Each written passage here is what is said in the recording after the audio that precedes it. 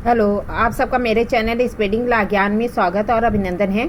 मैं आज आपको भारतीय साक्ष्य अधिनियम 2023 के कुछ इंपॉर्टेंट क्वेश्चन बता रही हूँ जो कि एग्जाम में बहुत ही इंपॉर्टेंट साबित हो सकता है।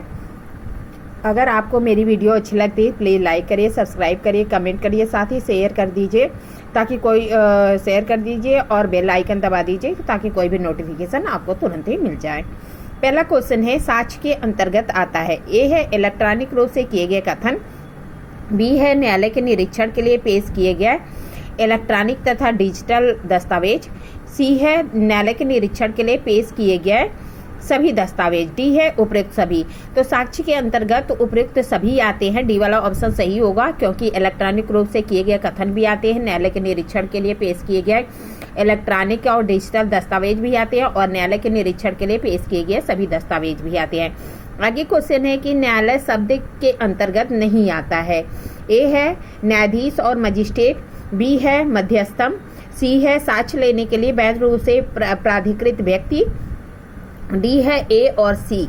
तो इसमें बी वाला ऑप्शन सही होगा क्योंकि आपको पता है जब हम न्यायालय की परिभाषा देखते हैं साक्ष्य अधिनियम 2023 में तो कहता है कि न्यायालय के अंतर्गत सभी न्यायाधीश, मजिस्ट्रेट और साक्ष्य लेने के लिए प्राधिकृत व्यक्ति आते हैं किंतु मध्यस्थम नहीं आता, अर्थात बी वाला ऑप्शन सही है। आगे क्वेश्चन है निषेध सबूत किस धारा में परिभाषित किया गया है। तो दे रहा है कि धारा 2A, धारा 2B, धारा 3 और धारा 4।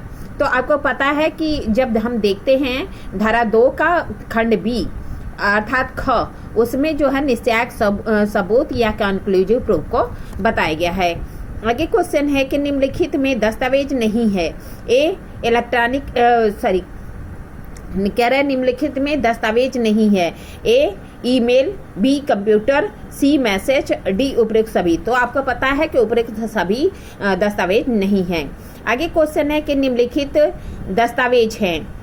क्या कह रहा है? निम्नलिखित दस्तावेज है क्या?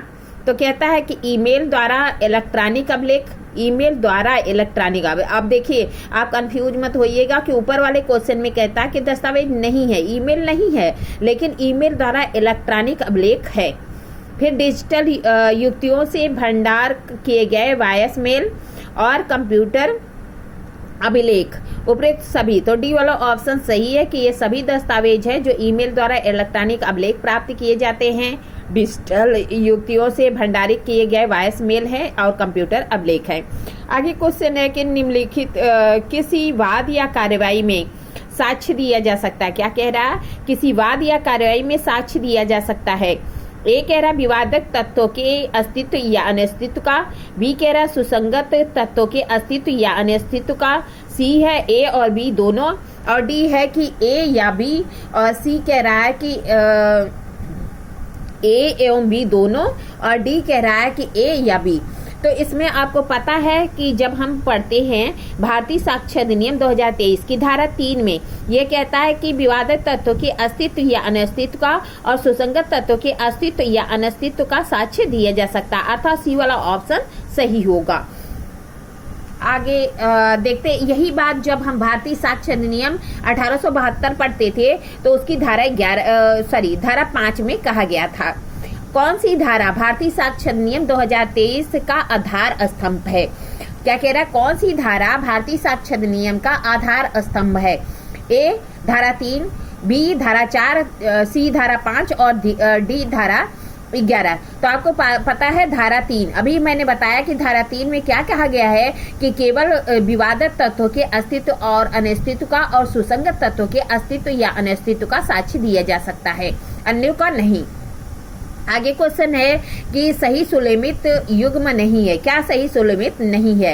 ए कहता है रेस जेस्टे धारा 4 सही है, हेतु धारा 6 सही है, पहचान परेड धारा 7 सही है, अन्यत्र उपस्थित धारा 11 नहीं, अन्यत्र उपस्थित धारा 9 में है, ये गलत है। बाकी सब सही है। रजिस्ट्री 4 में है, हेतु 6 में है, पहचान पड़े 60 में है और अन्यत्र उपस्थित धारा 9 में है। डी वाला ऑप्शन गलत है। फिर आगे क्वेश्चन है कि धारा 24 के अंतर्गत एक ही अपराध के लिए एक ही से अधिक व्यक्तियों का संयुक्त विचारण हो रहा है।